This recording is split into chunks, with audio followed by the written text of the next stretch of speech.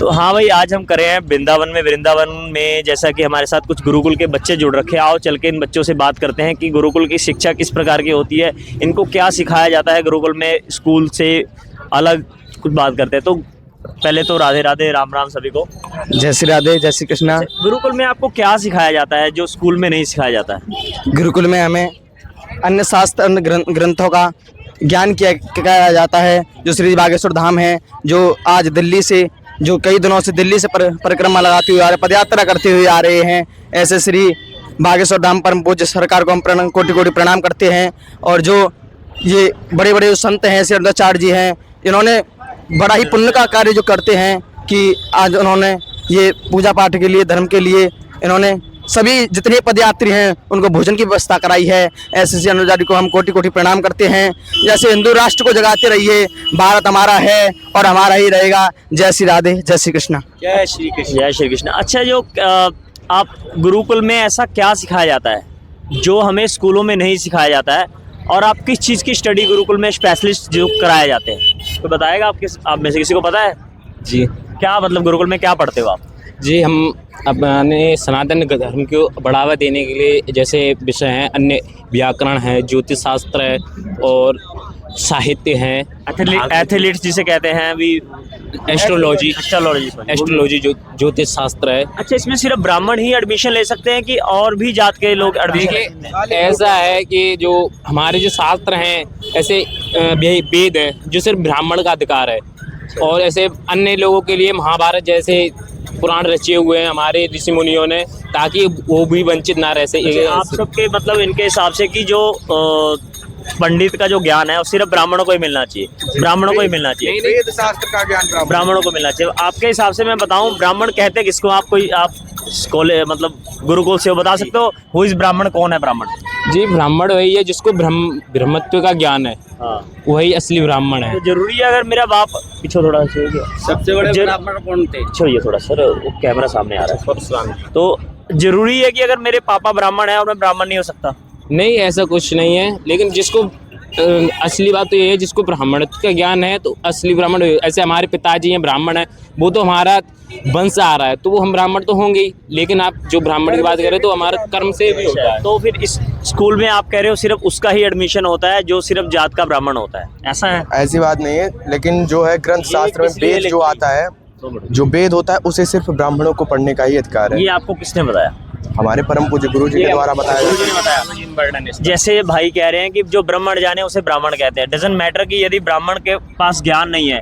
एक चौपाई शायद मुझे याद नहीं आ रही है कि उसमें लिखा हुआ है कि जो चाहे वो ब्राह्मण हो और उसके काम शूद्र वाले, तो शूद्र में गिनती होगी, उसको ब्राह्मण में नहीं गिनती है।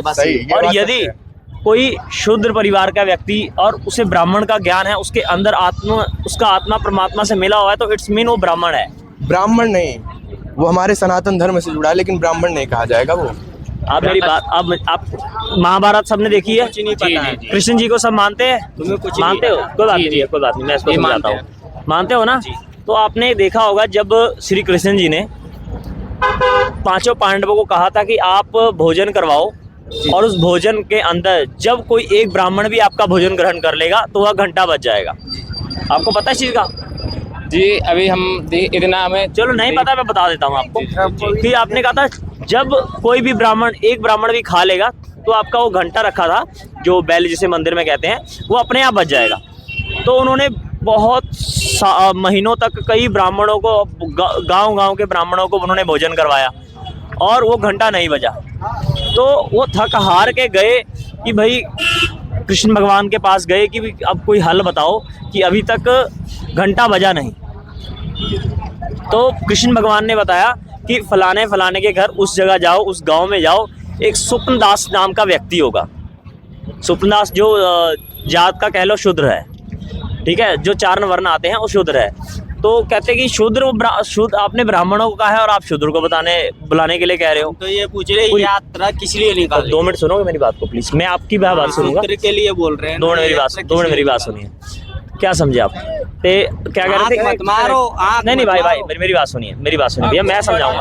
आग मत मारो, ये यात्रा हिंदू 2 मिनट भैया मेरी बात सुनोगे? भाऊजी जो आज ये हमारा भारत पहले मेरी बात भारत राष्ट्र हो जाए, मेरी बात ओए भाई साहब मेरी बात सुनिए। उसके बाद स्वप्न दास जी को बोला है, स्वप्न दास जी जो एक जात के शूद्र थे। आप पूछना क्या चाहते हैं, साफ साफ पूछना। मेरी पूरी बात सुनिए, घुमा इसलिए ना आपको एक छोटा घुमाया जा रहा है उसे। कहना क्या चाहते हो, ब्राह्मण कहना या चाहते हो क्या? ब्राह्मण शूद्र सिर्फ जात का नहीं, सिर्फ तो साफ साफ पूछो, कर्म से होना चाहिए। जो ब्राह्मण होता है साफ पूछो, आप बात घुमा के पूछ रहे हैं। देखिए आपको पता है आज हमारे इसी सोच की वजह से ना राम का इतिहास किसने लिखा था? भाई, हाँ आपको एक बात बताऊं, आज हमारे इसी सोच की वजह से ना, चुप रहो यार, हमारे इस सोच की वजह से ना हमारा हिंदू बिखर रहा है। आपको पता है सिर्फ सोच की वजह से हिंदू बिखर रहा है। नहीं तो सोच गंदी नहीं है भाई, गलत रामायण भी लिखा गया, उसे वाल्मीकि जी ने लिखा जो शूद्र थे, शूद्र वंश से आते थे। आप अंतर निकाल रहे हैं उसमें। भाई भगवान ने भेजा कि जाओ आप उस स्वप्न दास को लेके आओ, जब वो खाना खाने लगेगा तब घंटा अपने आप बज जाएगा। तो पूरी बात सुनिए। तो जैसे स्वप्न दास जी के पास वो गए तो स्वप्न दास जी को भीम गया, भीम को भेजा भी जाओ उसको लेके आओ। तो भीम बड़ा ही तो बलशाली था, और जिसके पास बल होता है उसके पास थोड़ा सा घमंड होता है। तो गए कि चलो हमारे घर आपको खाने के लिए बुला रहे हैं।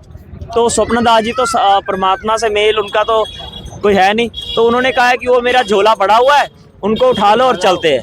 तो जब वो उठाने गए भीम, तो उनसे उठा ही ना। तो भीम हैरान कि ये क्या, ये उठ नहीं रहा है।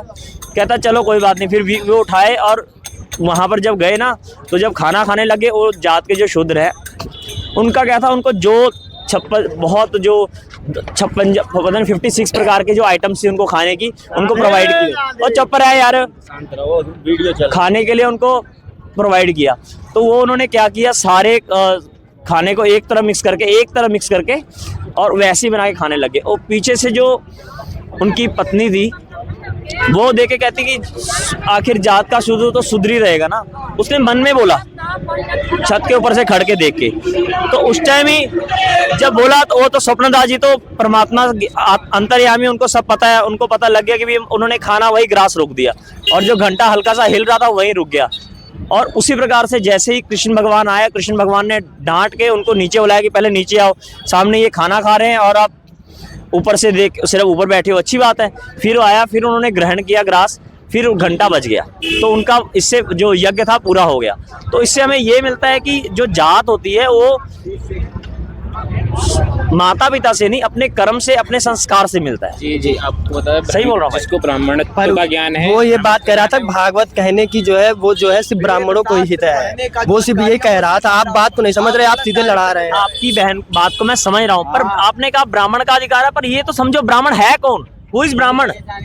ब्राह्मण कौन है? जिसके पास ब्रह्मत्व का ज्ञान है वो ब्राह्मण है। कोई भी उठ के भागवत कहने लगेगा, उसका भी अधिकार होता है, जिसके पास ज्ञान है। नहीं होता। अगर आप न्यूज़ देखे होंगे, अभी कहाँ था, मुझे पता छत्तीसगढ़ है। कहीं पे एक यादव को मारा गया था, पीटा गया था। भाई उसे क्यों मारा गया? तो गलत क्यों था भाई। मारा क्यों गया? आप जो इन्होंने मारा वो यादव अपनी जगह सही था। सही था। हमारे ब्राह्मणों ने कहने का मारा तरीका है नहीं, वो नाच कथा कर रहा, वो सही कर रहा था। कैसी बात कर रहे हो आप? अगर तो ब्राह्मण क्यों है? जब उन्हीं को कथा कहनी तो आप आए ब्राह्मण क्यों को यहाँ? भाई अब मैं आपको एक बात बताऊं, मैं भी देखो हम सब सनातनी हैं, अलग अलग हमें ना तो जात कहने का पात तरीका तो होना चाहिए। यादव साहब कोई दिक्कत नहीं, कथा कर रहा कोई दिक्कत नहीं है। वो कैसे कर रहा था कथा, से कहने का तरीका तो देखे। भाई हाँ समझ गया। हमें देखिए कि जो बात है कि तो भाई हमारे साथ जुड़े हैं कुछ हरियाणा के जो कि फैमिली आई है, चल के इनसे बात करते हैं। तो कहाँ से हो मैम आप? हरियाणा से। आप सब हरियाणा से ही हो? हाँ। हरियाणा में कहाँ से हो? करनाल। अच्छा करनाल से हो। हाँ। तो यहाँ पर कितने समय से मतलब जुड़े हो बागेश्वर धाम से? 2-3 साल हो गए हैं। 2-3 साल हो गए हैं। हाँ। तो क्या चीज अच्छी लगी बागेश्वर धाम सरकार से? इनसे पूछ। बताइए क्या चीज अच्छी जो लगी? ये बोलते हैं, सिखाते हैं, इनका बोलने का तरीका, वो सब क्या अच्छा लगा देवेंद्र शास्त्री जी का आपको?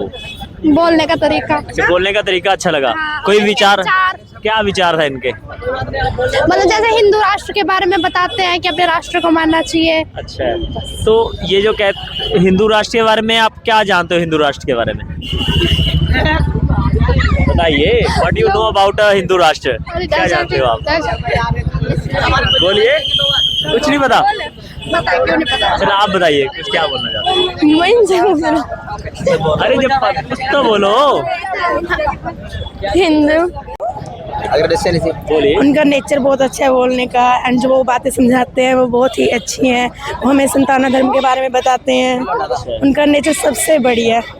वो हमें अपने हिंदू धर्म के बारे में बताते हैं। अच्छा, वो जो अभी कैमरे ऑफ के बाद वो कह रही थी लव जिहाद के बारे में, उसके बारे में आपका क्या विचार है? क्या ये सब रियल होता है या आपके अकॉर्डिंग ये सब फेक है?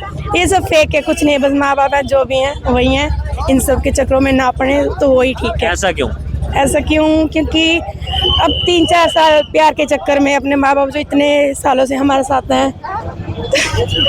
नहीं, सही है, बोलो जो बोलना चाह हाँ जी, रहे हैं। बाकी जो भी है माँ बाप है, कोई भी है, वो आपके साथ कभी नहीं जी सकता। हाँ जी। मतलब आपके अकॉर्डिंग पहले माँ बाप है, उनके बाद जो 2-4 साल के प्यार या फिर रिलेशन के चक्कर में अपने माँ बाप की नहीं छोड़ना चाहिए, उनकी रिस्पेक्ट करनी हाँ चाहिए, यही जी, ना? जैसे भी है माँ बाप हैं और कोई कुछ नहीं है। चलो सही है, धन्यवाद। Thank you.